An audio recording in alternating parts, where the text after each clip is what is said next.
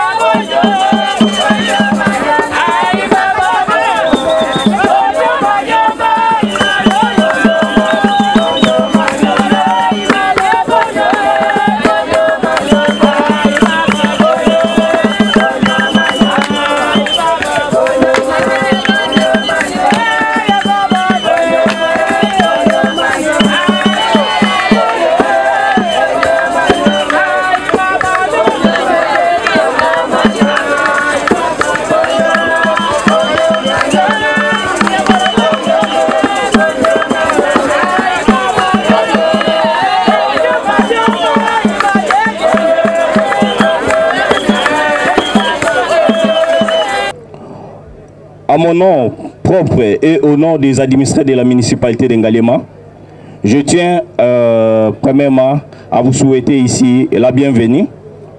Et ici, nous sommes très heureux pour ce lancement de la cérémonie officielle des travaux de la modernisation et de la réhabilitation de l'avenue Nzolana dans sa deuxième phase. Je pense qu'aujourd'hui, c'est une fierté pour la commune d'Ngalema, mais aussi pour ses administrés. Parce que cette route-là, de Nzolana, ça fait beaucoup de dégâts. Et tout le monde le sait. Il y avait beaucoup de gens qui pleuraient. Il y avait la boue qui commençait à envahir notamment la population et des inondations. Mais aujourd'hui, je pense que par ce lancement, et la population de la municipalité d'Ngalema va avoir la joie, mais aussi la gaieté. Mais je tiens à interpeller aussi notamment la population d'Ngalema, aux usagers notamment aussi de cette route où la population riveraine, mais aussi, disons, comme les provinces sœurs des Congo central qui vont utiliser aussi cette route de Nzolana. De bien utiliser cette route-là parce que nous allons les léguer aux générations futures. Si nous utilisons cette route pas à bon escient, après quelques années, il y aura dégradation et nous allons toujours appeler on va appeler notamment au gouvernement, ou soit au bourgmestre et au gouverneur de la ville d'intervenir. Et ça ne sera pas une bonne chose. Donc pour vous, la population de la municipalité d'Ngalema, je vous en supplie de bien utiliser cette route qui va être implémentée, qui va être réalisée, et surtout que le chef de l'État tient au social du peuple. Et le social du peuple passe par les routes aussi, qui sont les canaux par lesquels le développement arrive dans un pays.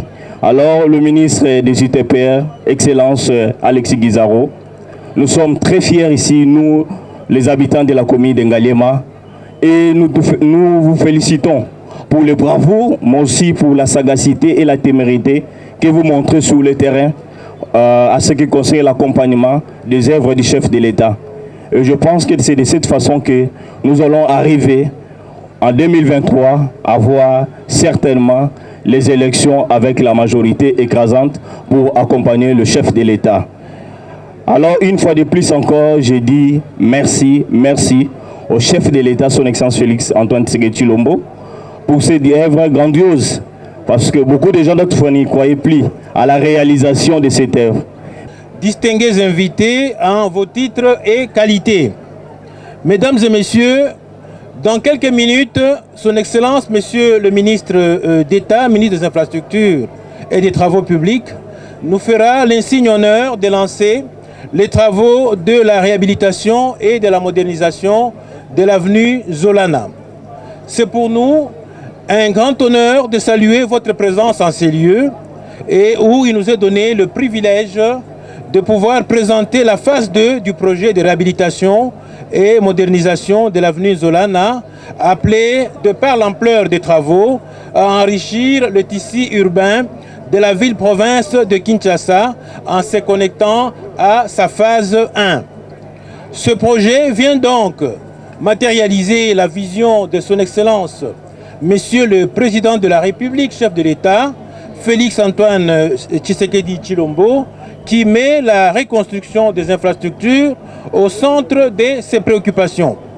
Distingués invités, à travers ces grandes composantes, à savoir la lutte anti-érosive le long de la route, ainsi que la réhabilitation et la modernisation de l'avenue Zolana, longue de 8,55 km, ce projet a comme finalité de pouvoir améliorer la fluidité du trafic en reliant l'avenue Mamayemo à la route Matadi et également en pourvoyant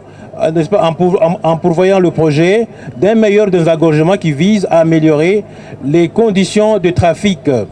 Pour des raisons de budget, le projet de réhabilitation avait été structuré et implémenté en 2 phases, toutes financées par le programme sino-congolais.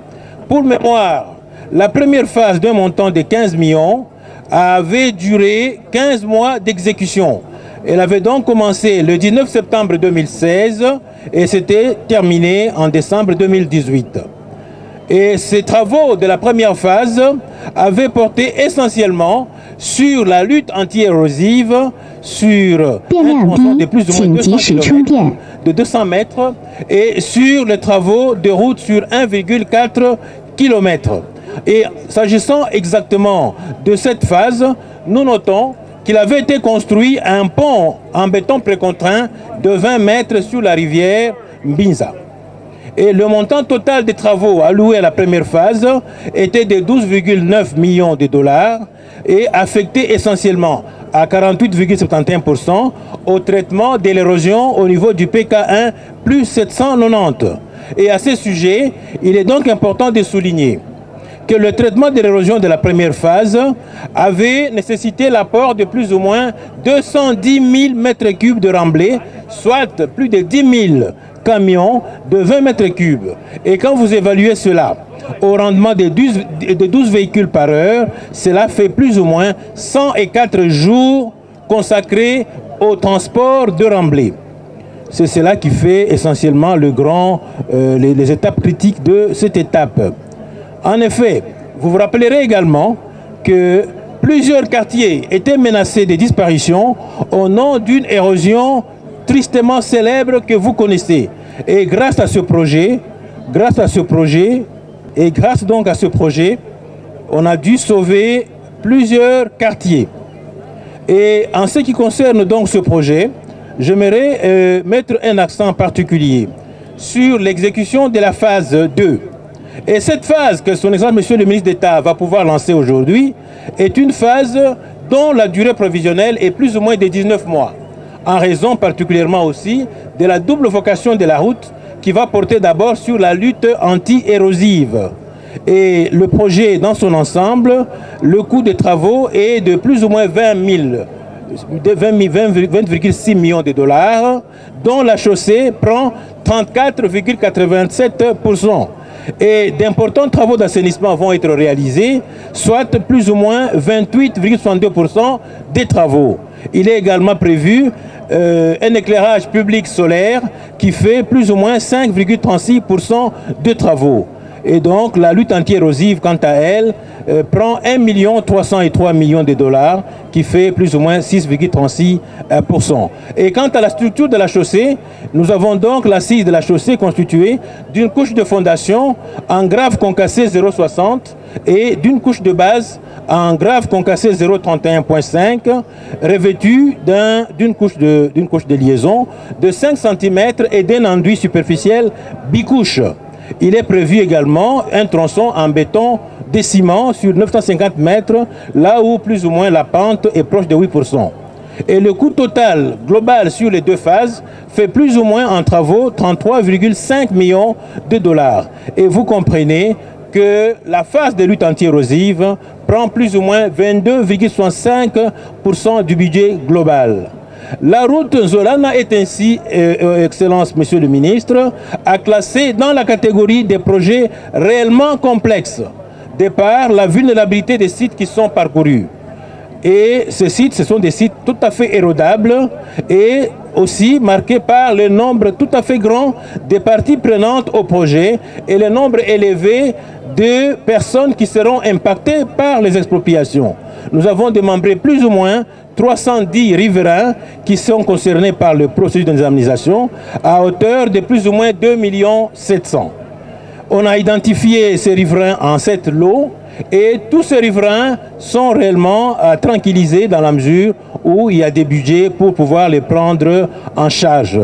Nous notons qu'une équipe mixte 6 ACGT va se mettre en place à partir du 21, à partir de demain, jusqu'au 28 octobre, de manière à pouvoir approprier les données par un meilleur géoréférencement pour avoir une bonne cartographie définitive des candidats à indemniser.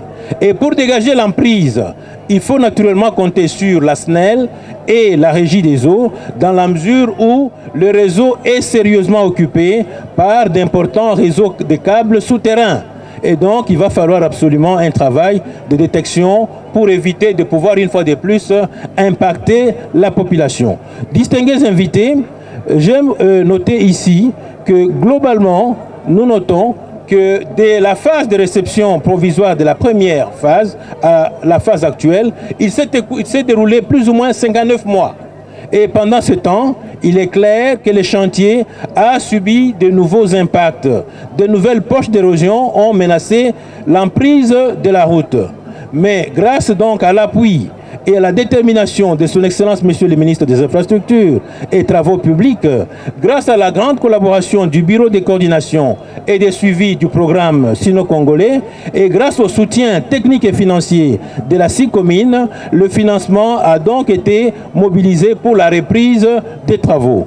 Excellence Monsieur le Ministre d'État, Monsieur le DG de la SICOMINE, vous le savez, garantir la qualité est un défi et nous interpelle tous. Elle interpelle toutes les parties prenantes au projet. C'est ainsi que l'entreprise CREC-8 soumettra à très brève échéance un plan d'assurance qualité qui sera validé par la mission de contrôle et de surveillance des travaux. Il est prévu des appuis des équipes de diagnostic au déflectomètre lourd. Et donc ainsi, nous pensons qu'avec le planning qui a déjà été validé sur 2 semaines, le démantèlement des réseaux va constituer les préalables dans la mise en œuvre des travaux. Et que dire des défis de maintenance et de viabilité des ouvrages? À ce sujet, nous disons que la pérennité de ces ouvrages sont fonction absolument de dispositions qui seront prises pour la maintenance. Aujourd'hui, vous pouvez vous rendre compte que déjà la phase 1, la chaussée est sérieusement occupée par des garages de fortune. Et les bandes extrêmes sont totalement occupées. Et c'est donc comme ça que nous avons prévu de pouvoir construire des aires de stationnement le long de cette route.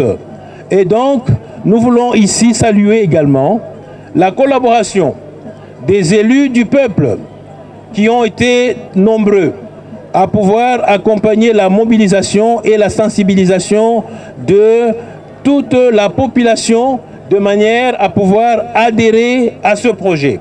Et je me soulignais aussi la particularité des notabilités de Malueka et de Sangamamba qui se sont caractérisées par beaucoup de proximité. Nous allons continuer à travailler dans une véritable synergie avec ces honorables députés, avec ces notabilités de Malueka, de manière à continuer à sensibiliser la population, de manière à pouvoir appuyer la mise en œuvre de ces projets. Que Dieu bénisse la République démocratique du Congo, que vive le partenariat sino-congolais. Je vous remercie. Bandeko ya commune d'Angaliema mbote na biso.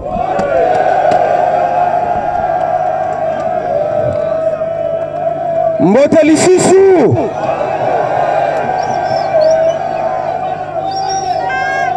Bandeko ya Malueka mbote na biso. Bandeko ya Sangamamba mbote na biso. Esangwazali. Esangwazali. Alors tobete la tata mokonzi maboko makasi. Tobete la fati bete mbot makasi.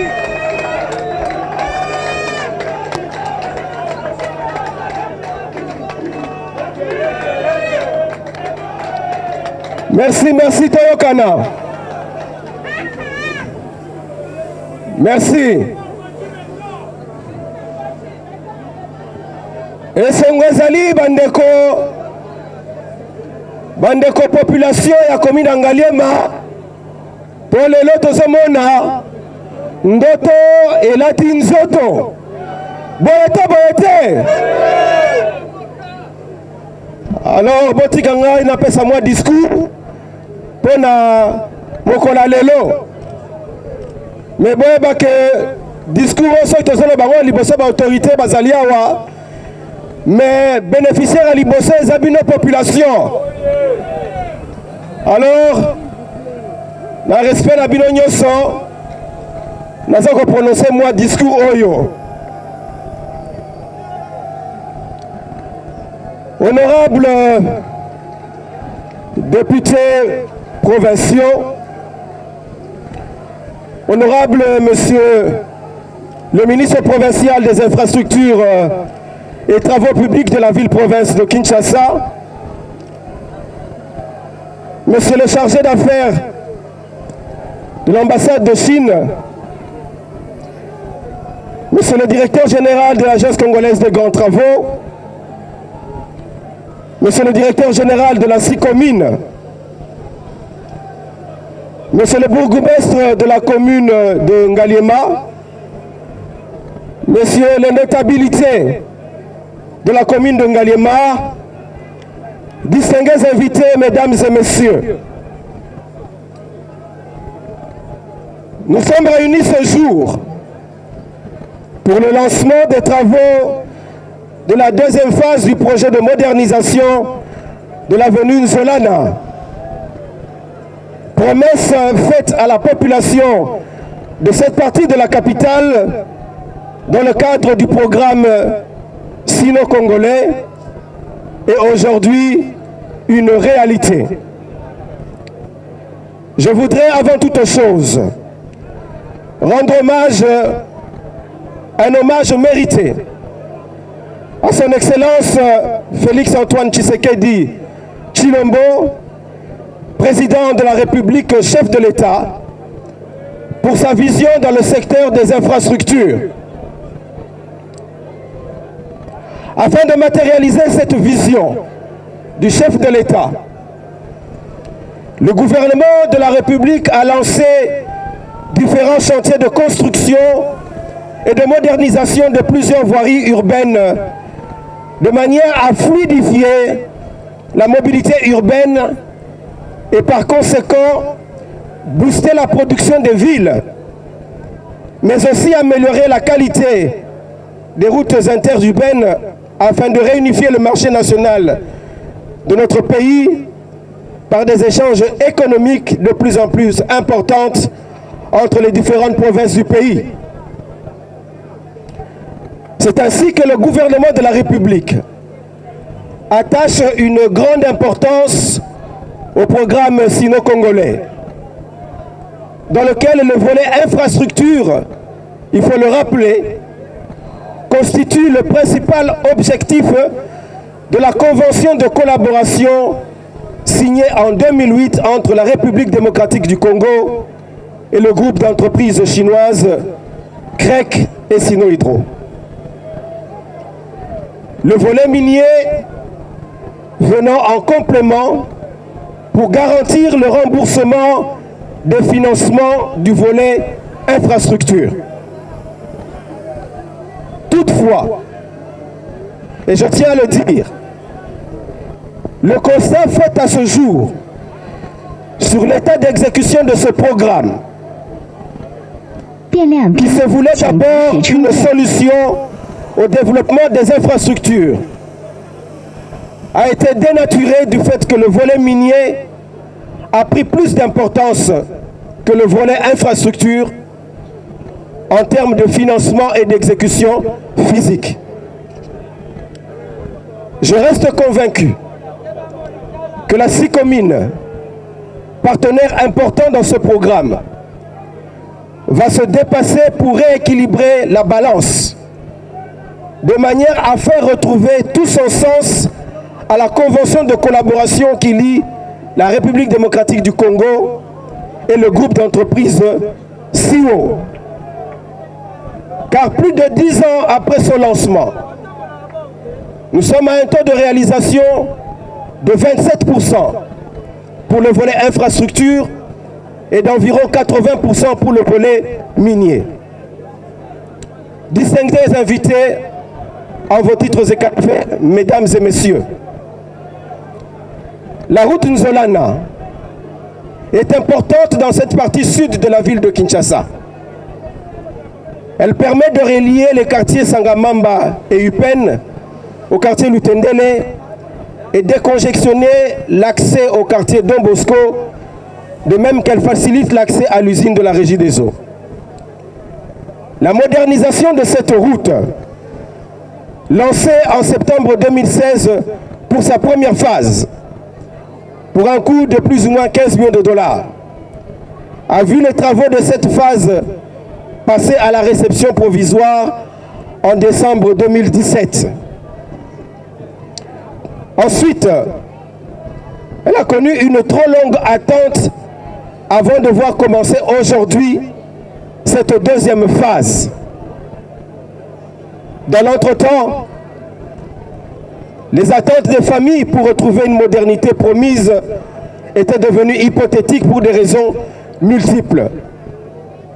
En effet, votre gouvernement travaille avec abnégation pour concrétiser dans les meilleurs délais les promesses faites, avec espoir de voir cette population redoubler d'ardeur dans le travail productif et dans la protection des ouvrages lui livrés.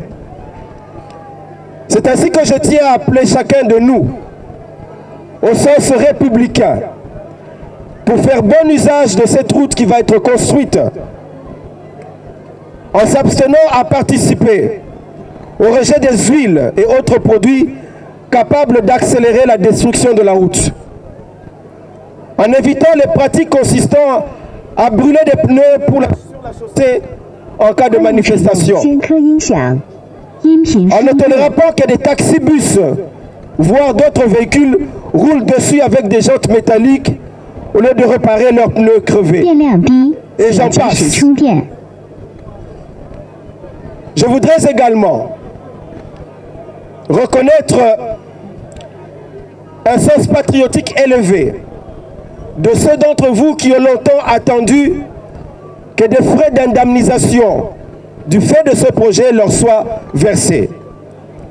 Cette patience est finalement arrivée à son terme car le projet reprend aujourd'hui.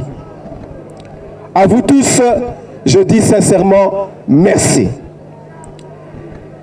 Distingués invités, mesdames et messieurs, le projet de l'avenue Nzolana, tout comme ceux de la voirie d'Idiofa, de la route Bukavu-Nyangezi, Kamanyola sous la RN5, et bien d'autres projets inscrits dans le programme sino-congolais, sur requête du ministère des Infrastructures et Travaux Publics, ont été ralentis suite à l'arrêt des travaux pour une durée indéterminée, provoquant davantage de dégâts alors que les projets étaient source d'espoir. Si aujourd'hui on peut lire un certain rayonnement sur le visage de la population ici présente, c'est l'espoir de voir enfin ce projet reprendre pour être achevé. Je me souviens que des honorables députés, des notabilités de Ngaliema et la population riveraine ont fait des déplacements pour venir présenter les doléances sur la reprise des travaux de cette route à mon cabinet de travail. J'avais pris alors des engagements quant à ceux, parce que moi-même, habitant de Ngaliema, et cela a pris du temps. Mais vous avez été patient pour attendre voir arriver la concrétisation de la promesse. Nous nous réjouissons aujourd'hui du fruit de cette patience. C'est ici pour moi l'occasion de rappeler à la SICOMIN, à CISC et à l'Agence congolaise de grands travaux que désormais, il faudra prendre toutes les dispositions pour qu'un projet, une fois lancé, s'exécute sans arrêt jusqu'à son terme. Il y va de la crédibilité de vos entreprises et même de la République. Je ne voudrais vraiment plus rencontrer un tel désagrément. Faites en sorte qu'avant de lancer un projet, que soit garanti son financement ainsi que la qualité des ouvrages pour lesquels nous consentons de payer le prix et maîtriser ainsi le délai d'exécution du projet. Cela sera bénéfique pour tous. Honorables députés et sénateurs provinciaux, je voulais dire honorables députés provinciaux, Monsieur le ministre provincial des Infrastructures et Travaux Publics de la ville-province de Kinshasa, Monsieur le directeur général de l'Agence congolaise de grands travaux, Monsieur le directeur général des entreprises et établissements publics, Monsieur le directeur général de la SICOMIN, Monsieur le directeur général de la Société des infrastructures sino-congolaises, Monsieur le bourgmestre de la commune de Ngaliema, distingués invités en vos titres et qualités, Mesdames et Messieurs, je ne puis terminer ce mot sans réitérer ma déférence à l'autorité de son Excellence, M. Félix Antoine Tshisekedi Tshilombo, président de la République, chef de l'État, que nous appelons si affectueusement Fachi Béton, dont la détermination et l'accompagnement dans la réalisation des travaux d'infrastructure demeurent constants et solides pour mettre fin à la disposition, de son peuple ce qu'il y a de meilleur. Ainsi, il vise à redonner aux villes en général et à la ville de Kinshasa, capitale du pays en particulier, sa meilleure robe. Que vive donc la République démocratique du Congo, que vive la coopération entre la République populaire de Chine et la République du Congo, que vive le projet de la route Nzolana. Je vous remercie.